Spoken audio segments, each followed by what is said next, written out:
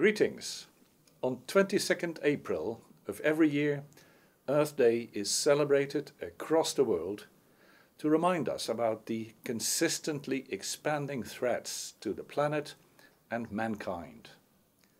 Earth Day brings solidarity between nations and citizens to be mindful of what needs to be done to stop further damage and to fix the harm that has already been done. The Earth sustains our lives, the air we breathe, the water we drink, fertile lands, proper climate to harbour life. For years we have overexploited our planet for its resources, services and biodiversity. Our activities have pushed the planet into a sixth mass extinction and undermined its biodiversity. And this results in an ever-increasing environmental degradation, from a rocketing global temperature increase, sea level rise, forest fires to floods, posing a triple planetary crisis of climate, natural and biodiversity loss and pollution.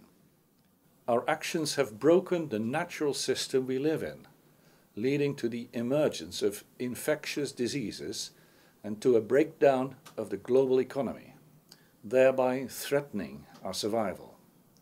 It is our responsibility to fix our relationship with the Earth by investing in our planet. Each of us can, in our own way, embark on a journey to invest in our planet for a greener and more sustainable future. The European Union has introduced the European Green Deal to cut greenhouse gas emissions by at least 55% by the year 2030 and to become the first climate-neutral continent by the year 2050. The Green Deal also includes a number of initiatives that halt biodiversity loss on land and in the seas, such as the EU Biodiversity Strategy to protect and restore nature, the Zero Pollution Action Plan to reduce the pollution of our air, water and soil, and the EU Forest Strategy to ensure healthy, diverse and resilient EU forests. As home to some of the highest levels of biological diversity in the world, the EU and Indonesia are working continuously together for a greener planet by shifting to a more circular economy and investing more in nature to comply with environment preservation aspects. Together, we develop the capacity of our human resources to think and breathe environment preservation and to tirelessly innovate new and better ideas to address the triple planetary crisis. At a global level, we are working together on the umbrella of the UN Biodiversity Conference, the COP15 in Kunming, China, to be held later this year. Along with other governments, we will convene to agree on a new set of goals for nature over the next decade, which we refer to as the post-2020 Global Biodiversity Framework.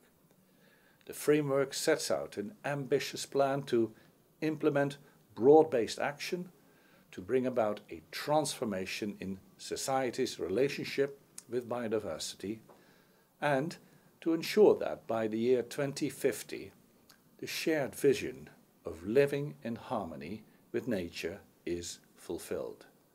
Today I would like to ask you to join hands as people of the world unite and convince ourselves to live by the norm. And that norm is to always invest in our planet to preserve the beauty and the wonders for our future generations. Together, let's invest in our planet.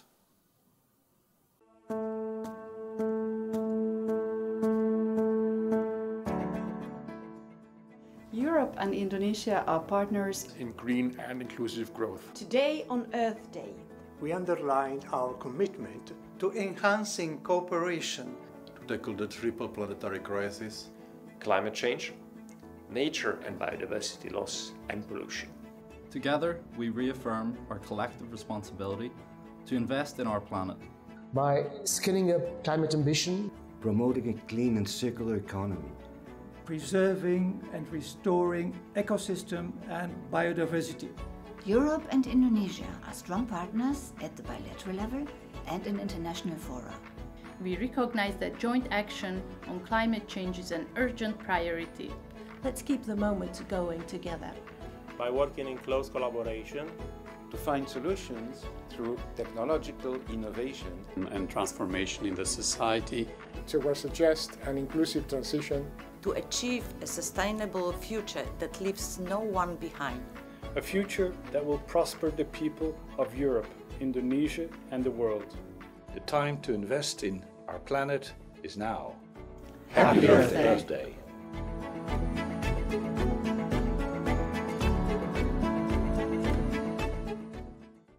Yang saya hormati, Mr. Vincent Piquet, Duta Besar Uni Eropa untuk Indonesia dan Brunei Darussalam, serta Bapak, Ibu, dan hadirin yang saya hormati.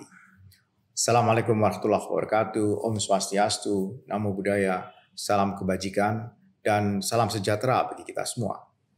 Saya mengucapkan selamat kepada Kedutaan Besar Uni Eropa untuk Indonesia dan Brunei Darussalam atas penyelenggaraan acara Earth Day tahun 2022 dengan tema Membumi, Berkisah, dan Beraksi untuk Bumi.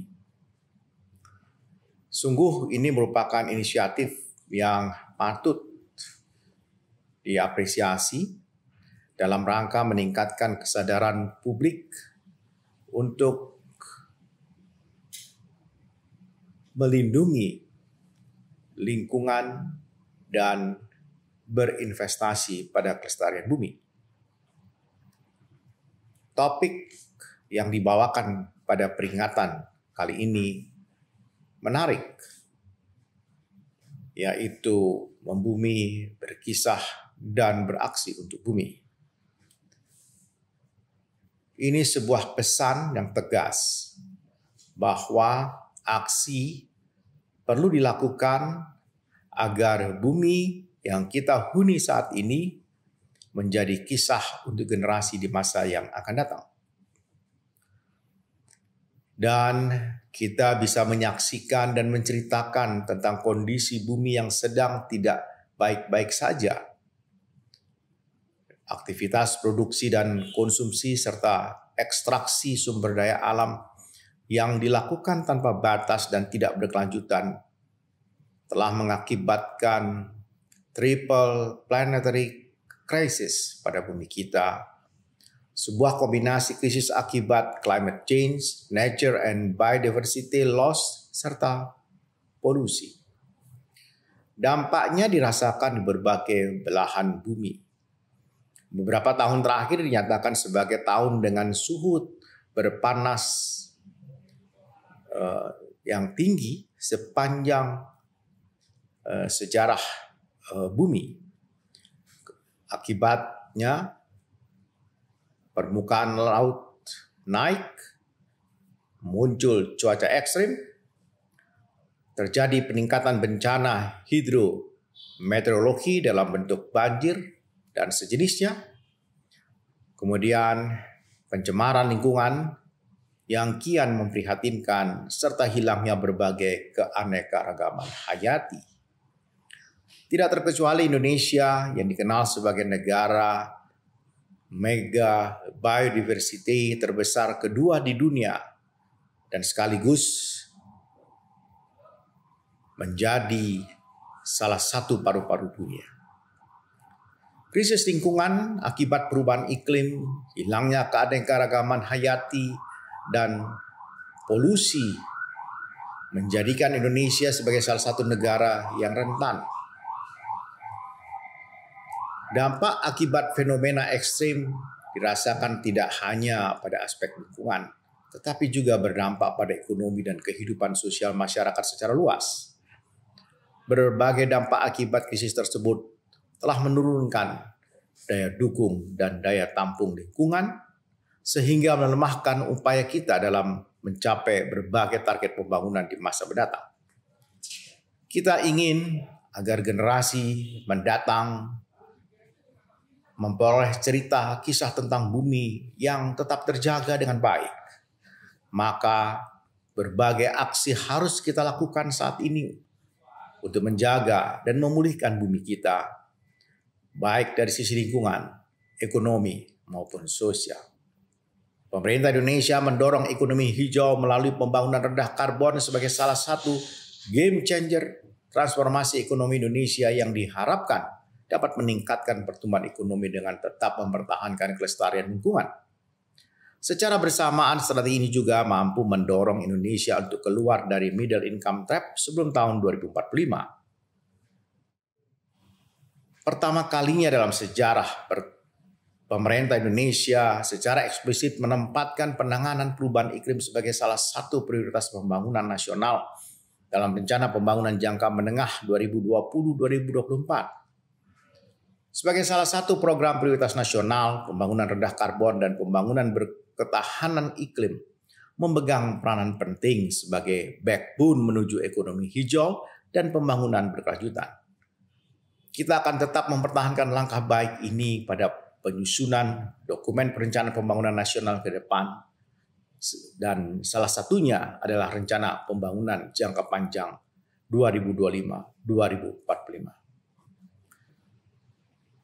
Selain di tingkat nasional, upaya dan aksi menjaga bumi kita perlu disuarakan di tingkat global, dan salah satunya dengan memanfaatkan presidensi Indonesia pada G20 tahun ini. Pada KTT G20 sesi 2 di Roma tahun lalu, Presiden Joko Widodo menyampaikan keinginan Indonesia agar negara-negara G20 dapat memberikan contoh dan memimpin dunia untuk bekerja sama mengatasi perubahan iklim dan mengelola lingkungan secara berkelanjutan. Agenda tahun ini pun menjadi momentum penting untuk menyuarakan aksi dan investasi terhadap pelestarian bumi yang sejalan dengan pertumbuhan ekonomi.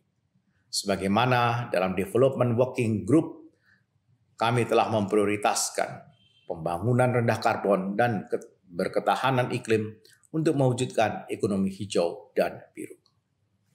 Pemerintah tentu tidak dapat bekerja sendiri. Upaya aksi dan investasi menuju ekonomi hijau melalui pembangunan rendah karbon dan berketahanan iklim perlu dilakukan dengan menjalin kolaborasi multipihak dan lintas sektor yang dijalankan bersama-sama dengan mitra pembangunan, akademisi, filantropi, media, pelaku usaha, dan segenap masyarakat untuk membangun dengan lebih baik, lebih tangguh, dan berkelanjutan. Saya ucapkan selamat Hari Bumi tahun 2022. Mari kita bersama-sama berpartisipasi aktif, melakukan aksi melindungi bumi dan berinvestasi pada kelestarian lingkungan. Sehingga apa yang kita lakukan saat ini menjadi kisah indah yang diceritakan kepada generasi setelah kita di masa mendatang. Terima kasih. Ini adalah rumah kita, planet Bumi. Bumi telah menyokong kehidupan kita. Tapi kini, ia dalam bahaya. Bumi kian panas. Iklim mulai berubah. Cuaca ekstrim dan bencana alam kian marak terjadi. Keanekaragaman hayati menurun drastis.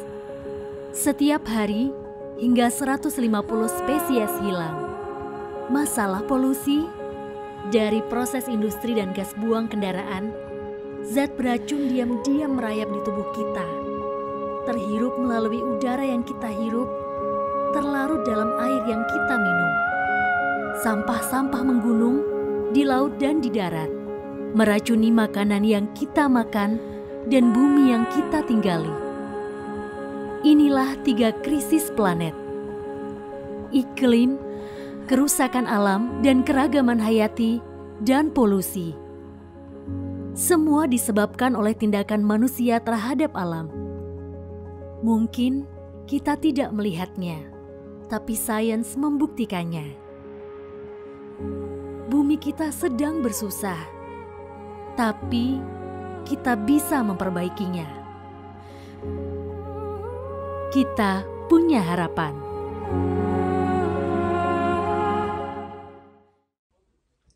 Menjadi anak seorang petani membuat saya sadar dari kecil betapa bumi menghidupkan kita, manusia. Setiap jalan ke kebun, saya melewati dan menikmati rimbunnya hutan Lorelindu di Sulawesi Tengah.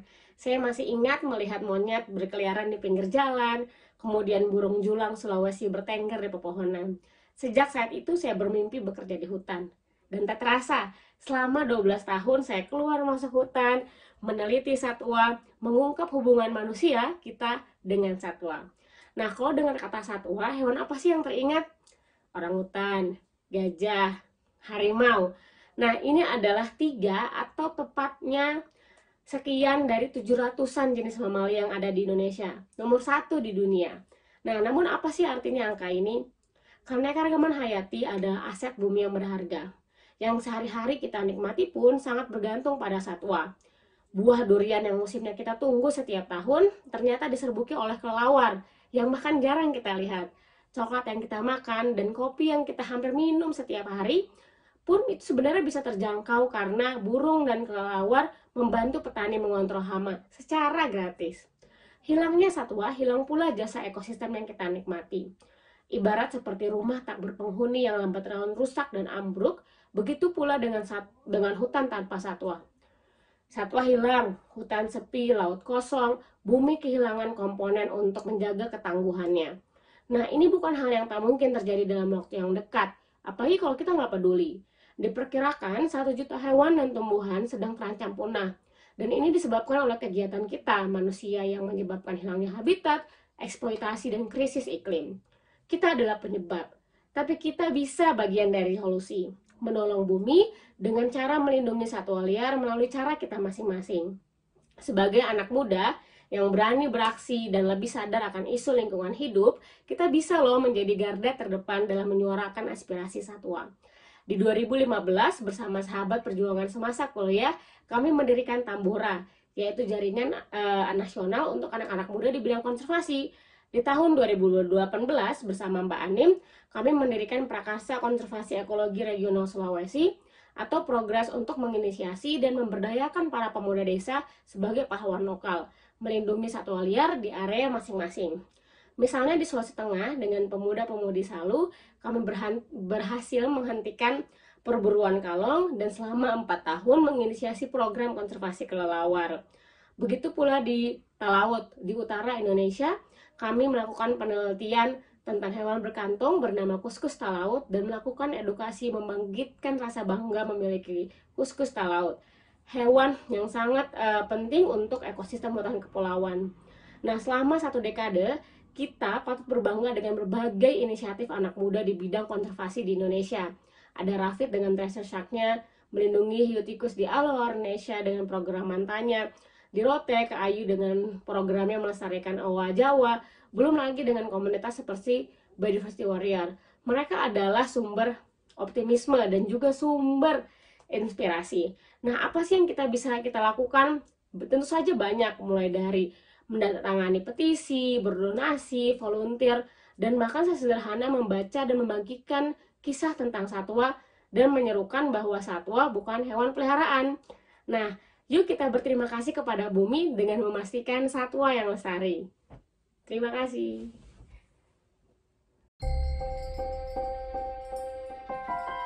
Saatnya gosipin bumi. Judulnya gosip, isinya fakta. Tahu nggak?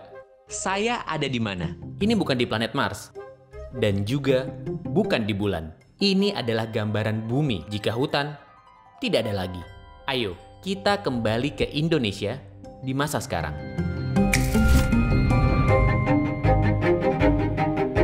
Lihat, apa yang kita punya sekarang. Di Indonesia, kita masih mempunyai hutan yang sangat luas, yang menjadi rumah bagi keanekaragaman hayati paling kaya di dunia. Dan menariknya, 1/4 primata dunia juga ada di Indonesia. Masih kurang? Tahu nggak? Hutan Indonesia juga merupakan surga bagi ribuan spesies burung. Lihat tuh.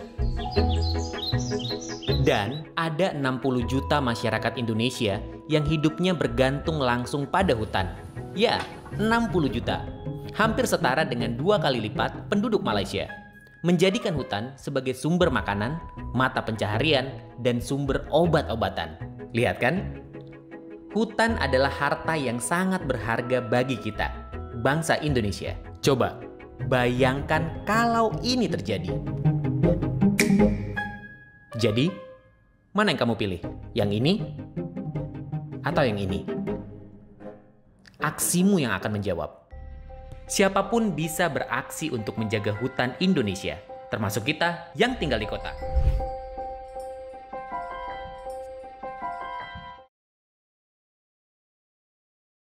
Kita selalu diajarin kalau buang sampah pada tempatnya cukup. Padahal ketika kita membuang sampah, kita menciptakan masalah yang nggak akan selesai, apalagi kalau sampah itu berakhir di TPA. Tahun 2018, aku makin tersadarkan dengan hal itu, karena ketika aku belanja online, kayaknya tuh lebih banyak sampah kemasannya daripada produknya. Nah, dari situ juga udah lumayan banyak nih berita viral seputar lingkungan kan, dari mulai diver yang berenang di Bali di laut yang penuh sampah, krisis iklim, kebakaran hutan, dan lain-lain. Dari sejak itu, aku kemudian memulai Cleanomic, singkatan dari Clean Economic, sebuah platform yang berusaha mengkurasikan konten seputar lingkungan dan bisnis yang punya inisiatif lingkungan, atau setidak-tidaknya bisnis yang berusaha mengurangi sampah ketika melakukan pengirimannya. Cleanomic dan Municipal House, rumah yang kami tinggali sekarang, merupakan bagian penting dari perjalanan hidup kami dalam menerapkan prinsip-prinsip lingkungan, terutama dari aspek ekonomi. Sambil membuat konten-konten baru, kami mempelajari banyak isu baru dan juga berefleksi prinsip lingkungan apa yang kami belum lakukan, sudah lakukan, dan perlu kami lakukan ke depannya. Tahun 2021 kami berkesempatan untuk merilis buku perjalanan hidup kami dalam menerapkan prinsip lingkungan ini, yaitu Hemat Sampah Pangkal Kaya, yang menceritakan satu prinsip, yaitu SKS. Prinsip SKS adalah prinsip sebelum membeli, ketika membeli, dan setelah membeli. Jadi sebelum membeli, pikir ulang dulu nih, sebenarnya perlu banget nggak sih beli barangnya, pakai yang ada, pinjam, perbaiki yang rusak, dan sebagainya. Kemudian ketika membeli, cari barang-barang yang memang dari brand yang kita sebut brand cuan lestari, yaitu brand yang punya inisiatif lingkungan, yang bisa dikembalikan, yang bisa di-recycle, yang bisa di-refill, atau barang-barang yang punya prinsip ethical dan sebagainya. Nah, terakhir, setelah membeli, kita juga pikir lagi barang-barang ini akan dibawa kemana. Pokoknya TPA itu harus menjadi solusi terakhir. Kami banyak dari pertanyaan, bergaya hidup peduli lingkungan itu mahal nggak sih? Mahal atau enggak sebenarnya relatif, dan sekarang kan sebenarnya udah banyak opsinya ya. Kalau berdasarkan pengalaman kami, hidup lestari itu nggak cuma sekedar beli barang yang sustainable, tapi bisa juga tidak membeli barang atau justru malah menghemat, sehingga bisa menghasilkan cuan. Ya, dan kita semua bisa mulai dari diri sendiri dan mulai dari sekarang, misalnya dengan memilah konten. Kalau di Cleanomic, kita selalu bilang memilah konten itu sama pentingnya dengan memilah sampah. Karena kalau kamu nggak tahu, kamu nggak akan peduli, dan kalau kamu nggak peduli, kamu nggak akan berubah. Jadi jangan lupa edukasi diri kamu sendiri, dan terus dukung bisnis cuan lestari. Saya Dinia. Saya Aldi. Kami dari Cleanomic, salam cuan lestari.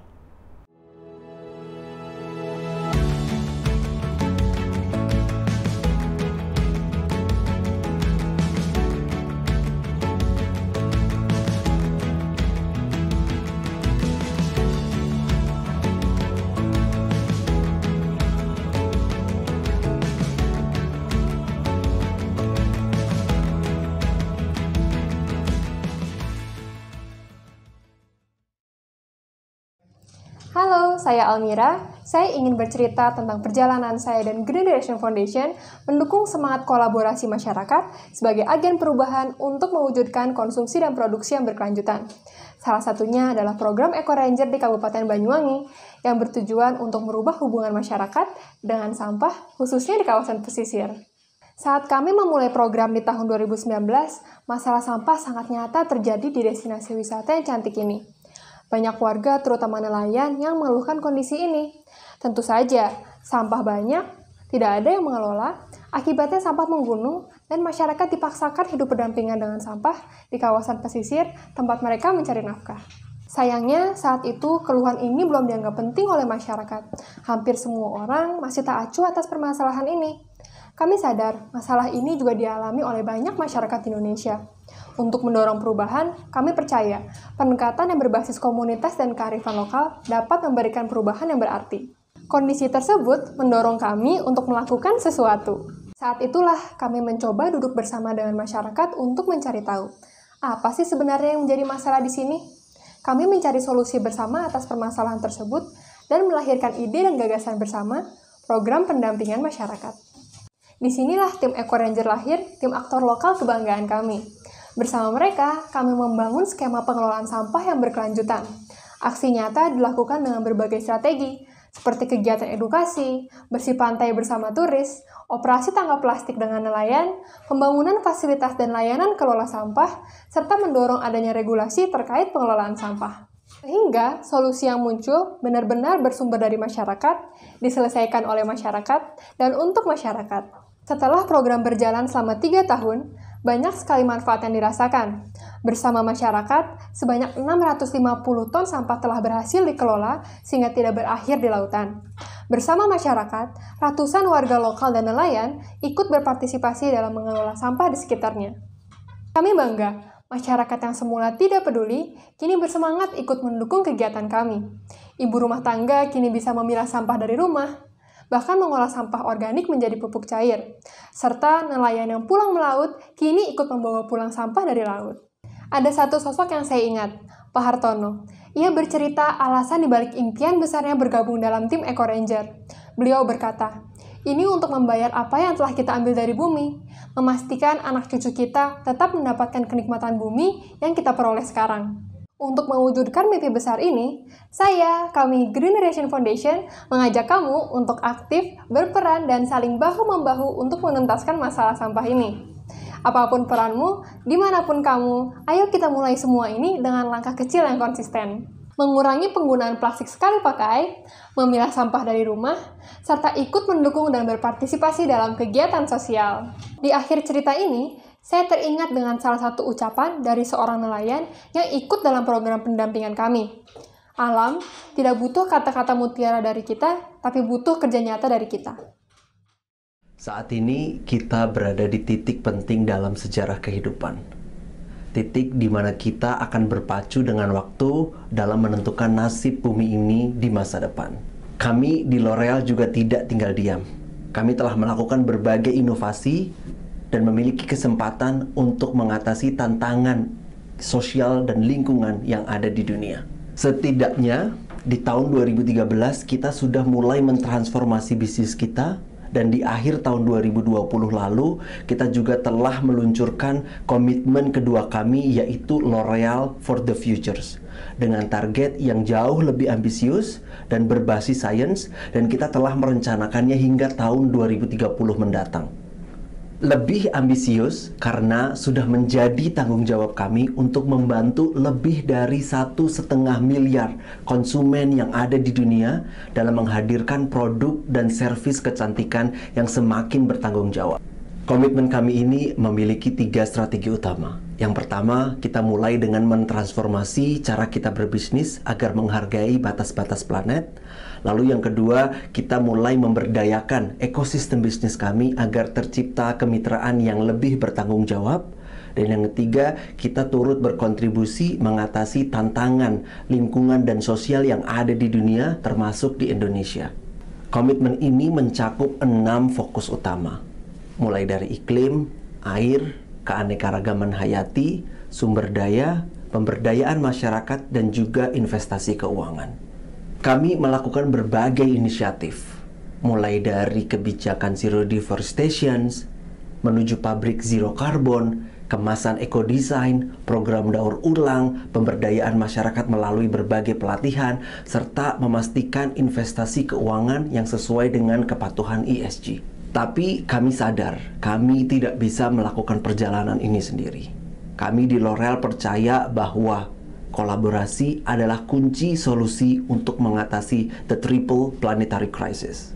Maka dari itu, jadilah bagian dari L'Oreal for the Futures, di mana kita bersama-sama bisa menciptakan kecantikan yang menggerakkan dunia, kecantikan yang menggerakkan Indonesia maju. Our planet has been nurturing us for millennia. It can keep sustaining us, but its resources aren't limitless.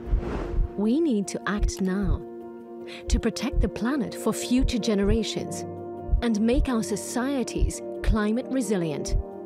The European Green Deal is the EU's commitment to be the first climate-neutral continent by 2050. It means radically transforming how we do things, reimagining urban landscapes by restoring ecosystems and giving space to nature.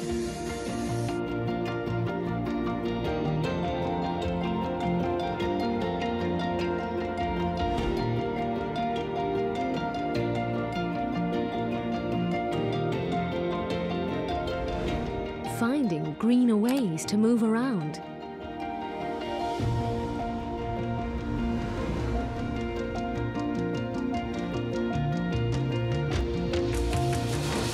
Eating healthily while giving back to the planet.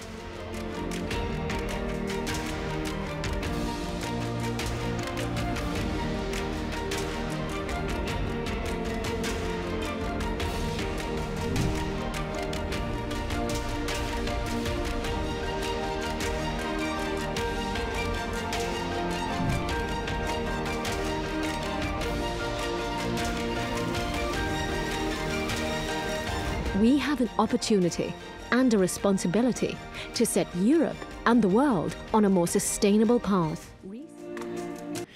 Oke, terima kasih banyak. Saya Kunto Aji. Ini lagu terakhir dari saya. Sampai jumpa lagi.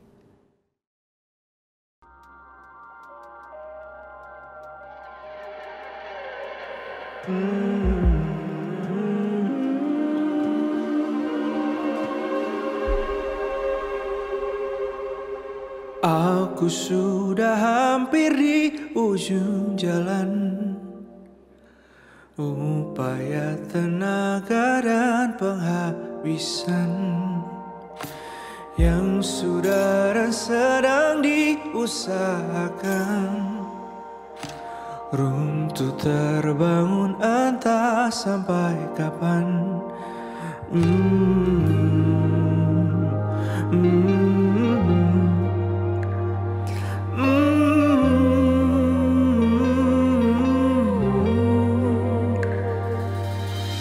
Aku tergerak mencari jawaban. Aku berjalan mencari alasan.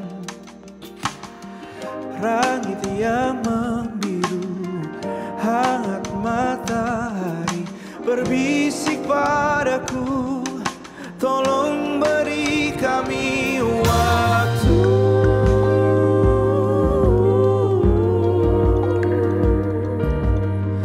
Ini tentang merawat kehidupan.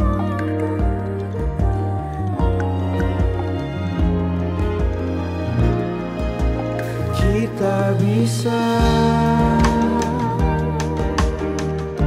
selama masih ada rumah untuk pulang dan memulai segalanya.